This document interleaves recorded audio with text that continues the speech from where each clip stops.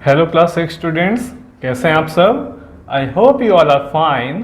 तो जैसे कि हम अपने 5 चैप्टर पॉलिटिकल साइंस के ख़त्म करके आए थे, अब हमें 6 चैप्टर अपना स्टार्ट करना है जिसका नाम है डिस्ट्रिक्ट एडमिनिस्ट्रेशन। ओके, तो ये हमारा लेक्चर 1 है। अपनी बुक का पेज नंबर 1 to 6 ओपन कर लीजिए आप, फिर हम इसे स्टार्ट करते हैं। तो पहली हेडिंग है हमारी district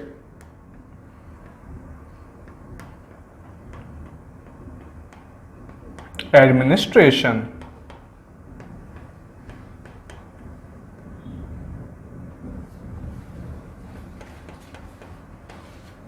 okay, district administration, district का मतलब जिला हिंदी में जिसे बोला जाता है, पर्टिकुलर एरिया जिसमें बहुत शहर आते हैं। तो चलिए इसे स्टार्ट करते हैं। District is the basic unit of field administration. District क्या है? एक बेसिक यूनिट है किसकी? फील्ड एडमिनिस्ट्रेशन की। It has been in existence through the ages, और बहुत टाइम से डिस्ट्रिक्ट हमारे एग्जिस्टेंस में है। It is surprising to know that it has not change substantially since the time of Manu in his description of a district in Manusmriti, where 1,000 villages were grouped together to form a district and placed under the charge of an officer. That means पहले क्या होता था? District का मतलब अगर हम पुराने वेदों की बात करें, यहां मनुस्मृति की बात हो रही है। मनु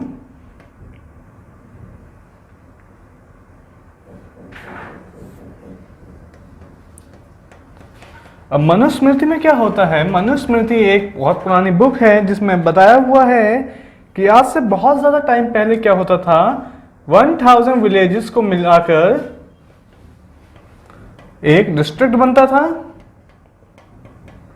जिसका एक ऑफिसर होता था जो इसे पूरे को चलाता था। ओके, जिसकी रिस्पॉन्सिबिलिटी होती है इस एरिया की।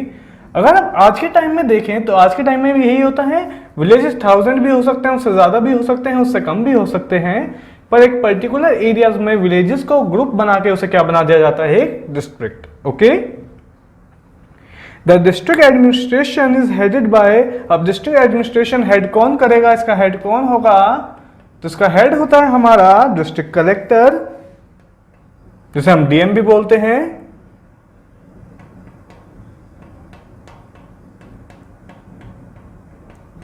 या फिर इसका जो हेड होगा वो होगा कौन? District deputy commissioner.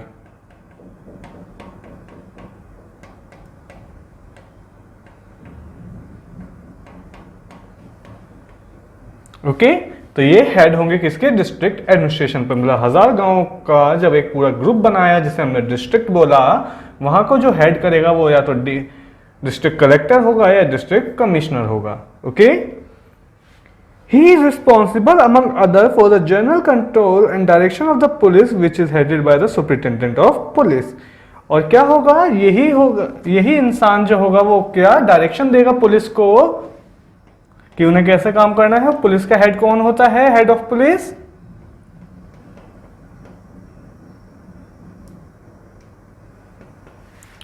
Head of police होता है हमारा सुपरिटेंडेंट ऑफ पुलिस, जिसे हम एसपी बोलते हैं शॉर्ट में।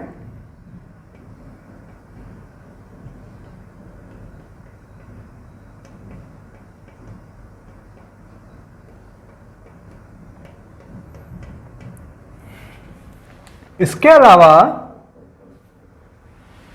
The district is split up to a number of subdivision called taluks. अब हमने देखा कि 100 विलेजेस को मिला के एक डिस्ट्रिक्ट बना। अब डिस्ट्रिक्ट को अलग अलग पार्ट में डिवाइड किया जाता है। किस पार्ट में? पहला पार्ट है हमारा कौन सा? तालुकाज। तालुकाज में से डिवाइड कर दिया जाता है for purpose of administration convenience, मतलब जिससे काम आसानी से हो, क्योंकि 1000 गांवों को संभालना मुश्किल है, तो छोटे छोटे ग्रुप बना दिया गया इनका तालुकाज की फॉर्म में। इसके बाद to have a better supervision of many talukas, there has been a grouping of the talukas. Each group of talukas is under a division which is headed by a official called तहसीलदार। और तालुकास के भी group बनाए जाते हैं, और group का head कौन होता है? वो होता है हमारा तहसीलदार। ओके, और ग्रुप को क्या बोला जाता है? तहसील। ओके, इसके बाद हम देखेंगे these tehsildar are state level officer and called sub division और रेवेन्यू डिवीजन ऑफिसर। और जो तहसीलदार होते हैं ये स्टेट गवर्नमेंट के एम्प्लॉयज होते हैं और ये ऑफिसर्स होते हैं स्टेट लेवल पर, और इन्हें क्या बोला जाता है? इन्हें या तो इन्हें बोला जाएगा सब डिवीजन ऑफिसर, डिविजनल, या फिर इसे बोला जाएगा क्या? Revenue divisional.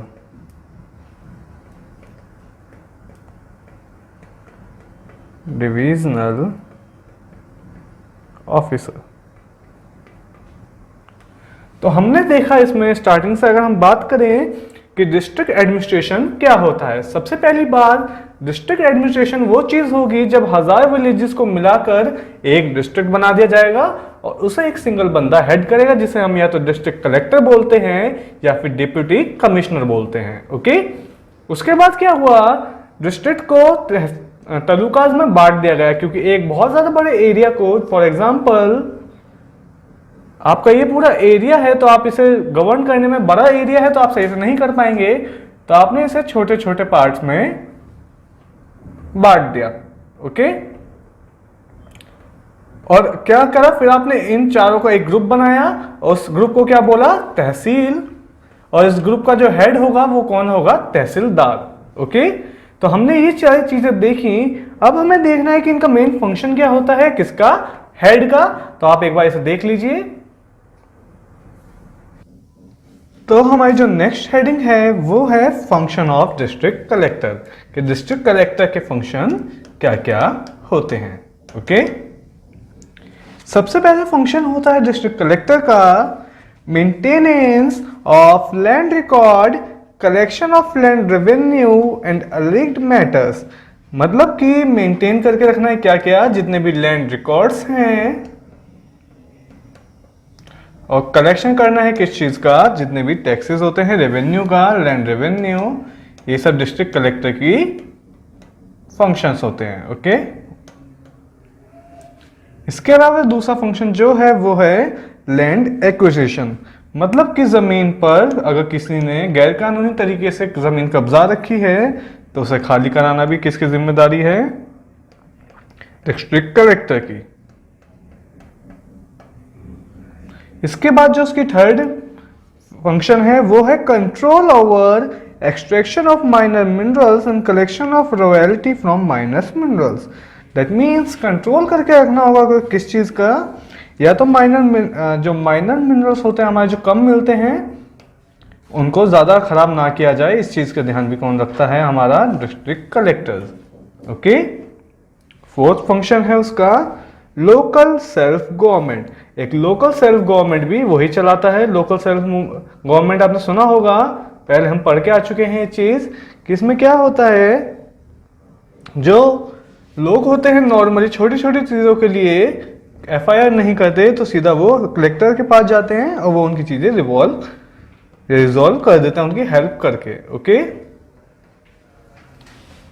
Fifth is resettlement of project affected persons during disaster management और ड्यूरिंग राइट्स।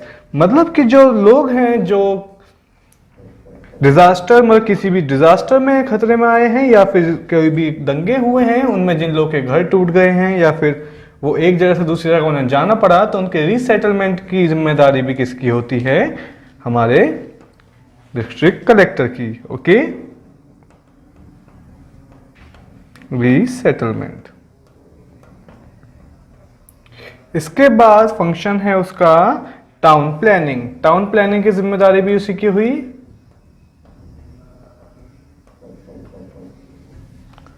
टाउन प्लानिंग के बाद सेवेंथ है हमारा इलेक्शंस। जो लोकल लेवल पे इलेक्शन होते हैं या फिर स्टेट लेवल पे, तो उसके डिस्ट्रिक्ट में जब इलेक्शन होंगे तो उसकी जिम्मेदारी किसकी होगी? हमारे डिस्ट्रिक्ट कलेक्टर की। ओके, इसके अलावा उसकी क्या क्या जिम्मेदारी होती है? एथ, एंटरटेनमेंट। एंटरटेनमेंट का मतलब यहां पर ये है कि जैसे मूवीज वगैरह लगती हैं कहीं पर, या फिर कोई भी जो होल्स वगैरह होंगे उन सब की जिम्मेदारी किसकी होगी, हमारे डिस्ट्रिक्ट कलेक्टर की, कि परमिशन देनी है वहाँ खोलने की या फिर उन्हें नहीं देनी परमिशन। 9th है हमारा civil amenities, that means civil properties जो होंगी। 10th है हमारा लैंड रिफॉर्म, जितने भी होंगे जमीन से जुड़े हुए चीजें। 11th is poverty alleviation, poverty को कम करना। And 12th is law and order, law and order maintain करना। Law and order, supervision of police and jail, jail और पुलिस का सुपरवाइज करना। Supervision of subordinate executive magistracy, जो executive magistracy है उसका भी सुपरविजन करना। Hearing cases under the prevention section of the criminal procedure code, और उन केसेस को सुनना जो क्रिमिनल प्रोसेसिंग कोड में आते हैं। Certification to the execute capital punishment, और उन्हें पनिशमेंट भी देना।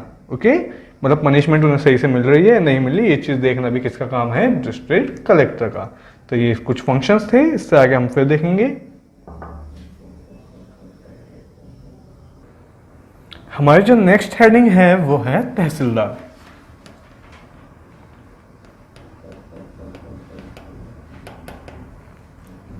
The function of Patwari is supervised at the next level of Tehsil or Talukas by the Tehsildar. This level is subdivision of the district. That means हमने आपको बताया था कि जो डिस्ट्रिक्ट होते हैं उनका सब डिवीजन होता है, तालुकास बनते हैं वो, और कुछ तालुकास को मिलाकर एक तहसील बनती है जिसका हेड होता है तहसीलदार। और इसे क्या बोला जाता है, पटवारी भी है इसके बाद। तो पटवारी की जो फंक्शनिंग देखता है उसे तहसीलदार बोला जाता है। पटवारी क्या है ये अभी हम आगे देखेंगे। अब तहसीलदार जो होगा क्या होगा, वो तहसील को संभालेगा तहसीलदार। और तहसील क्या होती है, ग्रुप ऑफ तालुकास। ओके, इसके बाद इसके फंक्शन क्या क्या होते हैं एक बार हम वो देख लेते हैं। To listen to the dispute of land at his office, पहला है कि ये सुनता है डिस्प्यूट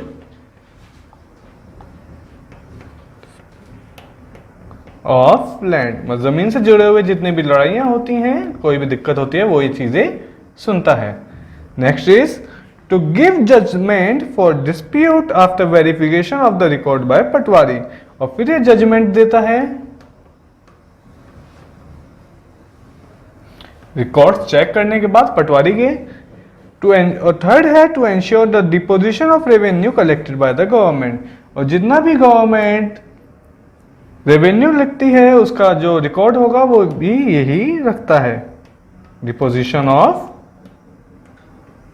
रेवेन्यू।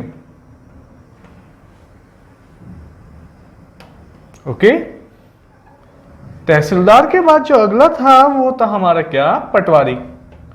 अब पटवारी को जो देखता है सही से काम कर रहा है या नहीं कर रहा वो होता है हमारा तहसीलदार, और तहसीलदार को जो देखता है वो होता है हमारा district collector. Okay, patwari are the officials of village who collect land revenue and keep land record. Patwari कौन है, ऑफिशियल है किसके, विलेज के, जो कि विलेज में जितने भी लैंड से रिलेटेड चीजें होती हैं या फिर लैंड रेवेन्यू होगा वो सब चीजें वो देखेगा या फिर उन सब का रिकॉर्ड वो रखेगा। Okay, they are under tehsildar, tehsildar के अंडर में काम करेंगे। Patwaris are also called village officer, इन्हें विलेज ऑफिसर भी बोला जाता है। और इन्हें साथ में क्या बोला जाता है पटवारी को, या तो इन्हें लेखपाल बोला जाएगा या फिर लेखपाल के अलावा इन्हें कर्मचारी भी बोला जाता है।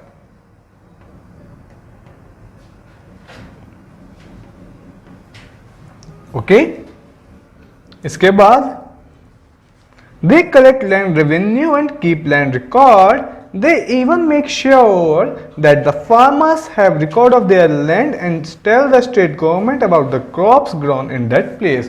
और जितने भी क्रॉप्स वहां पर ग्रो होती हैं ये किसे बताते हैं? स्टेट गवर्नमेंट को.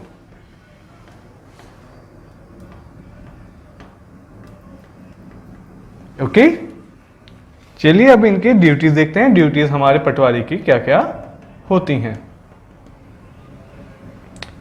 मेनली 3 ड्यूटी होती हैं पटवारी के लिए. पहली ड्यूटी है the maintenance of the record of the crop grown at every harvest. That means crop का रिकॉर्ड रखना जो कि हर बार हार्वेस्ट होके गई है.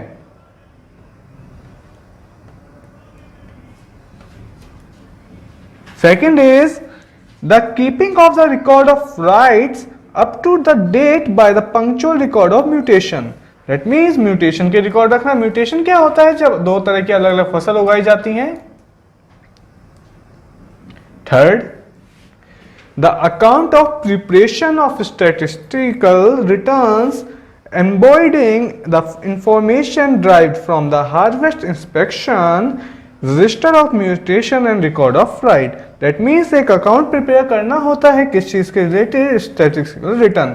दैट मीन्स क्रॉप बेचकर म्यूटेशन से जितने पैसे बचेंगे वो सब उसके रिकॉर्ड मेंटेन करके रखना होगा.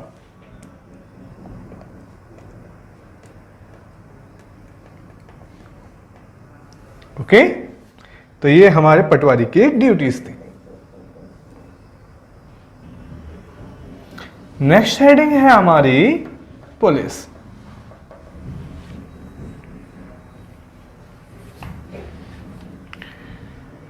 Police are one of the most ubiquitous organisation of the society. एक वर्ड गिवन है ऑबिक्यूट्स. ऑबिक्यूट्स का मतलब क्या होता है? दैट मीन्स जो जिम्मेदार होती है किसी भी चीज को फंक्शन करने के लिए. The policeman therefore happen to the most visible representative of the government.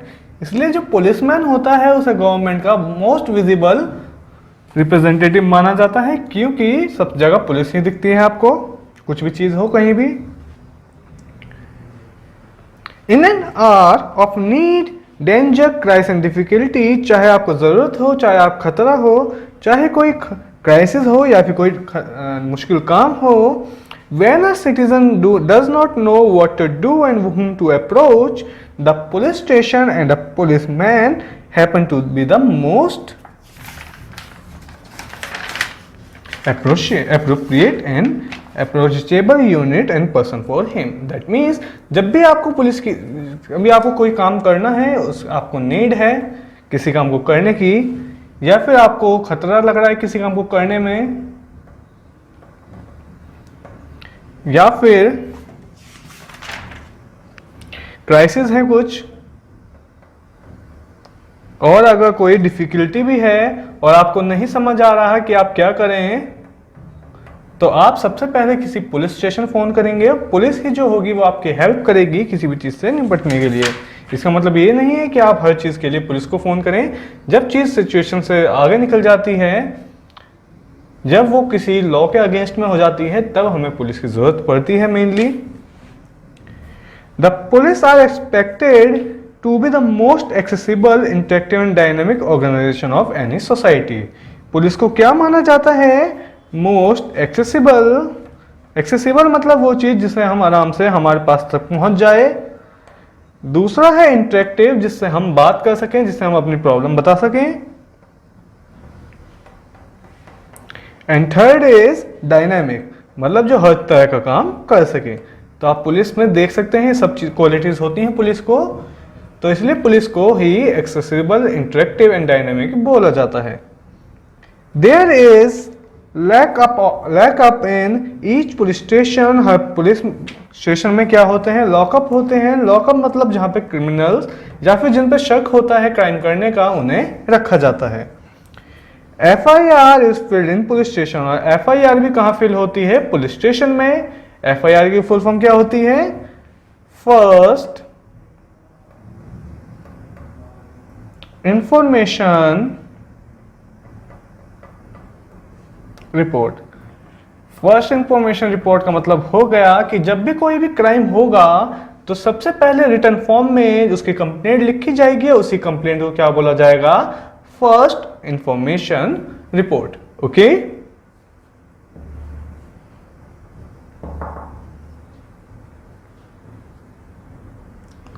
तो इस लेक्चर को अब हम यहीं खत्म करेंगे। इसके बाद जो फंक्शन है, पुलिस के ड्यूटीज हैं, वो सब हम नेक्स्ट लेक्चर में देखेंगे। तब तक आप एक बार इसे रिवाइज कीजिएगा जिससे आपको समझने में और ज्यादा हेल्प हो। Okay, bye bye, take care.